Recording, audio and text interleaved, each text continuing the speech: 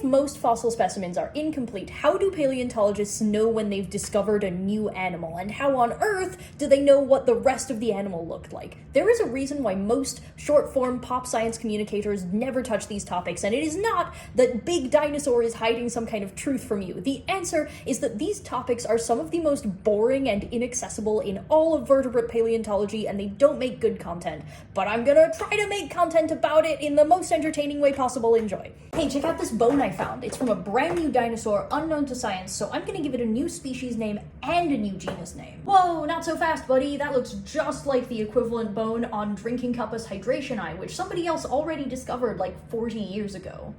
Well, I think these are different. I don't have to believe you if you can't prove it. Alright, on my specimen, the width of the glebe-glorp is about 90% the width of the spoogle, whereas on the Drinking Compass bone, the glebe-glorp is only 70% the width of the spoogle. Also, the glebe-spugular length is much greater relative to width on my bone than on the equivalent bone from Drinking Compass. What about the equivalent bone on Water Bottle Derby Sticker Eye? This is definitely not Water Bottle. It doesn't have the defining spugular flimble or the radial glepular processes. Plus, Water Bottle's spoogle is narrower than its glebe-glorp. That's pretty compelling, but I'm still not convinced this isn't just a mutant individual of genus Drinking Compass. Can you find any other completely unique traits that no other animals have? These are called autapomorphies. Actually, yes, it's also got this really deep indentation on the glepular end, whereas Drinking Compass has a much shallower indentation, and Water Bottle lacks this feature entirely. One of these unique features could be a sign of a messed up individual, but taken all together, it's much more likely that these are evolved traits on a completely new animal.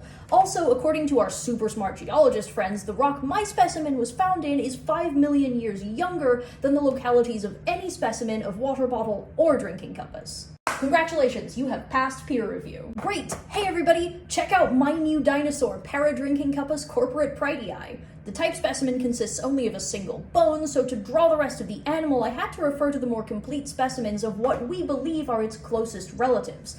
Its closest relative, Drinking Compass Hydrationii, was found with legs and a tail, so I copied those for my artwork, but I made the whole thing a little skinnier because the one bone from Drinking Compass is skinnier than the same bone on Drinking Compass. And then, Drinking Compass has never been found with a head preserved, but there's one specimen of its next closest relative, Water Bottle Derby Sticker Eye, with a really well-preserved skull, so I based the head in my drawing on that. What if you're wrong? In a lot of ways I probably am, but this drawing is way closer to being accurate than if I'd just made random guesses. What if it was actually more closely related to Cardboard Boxicus?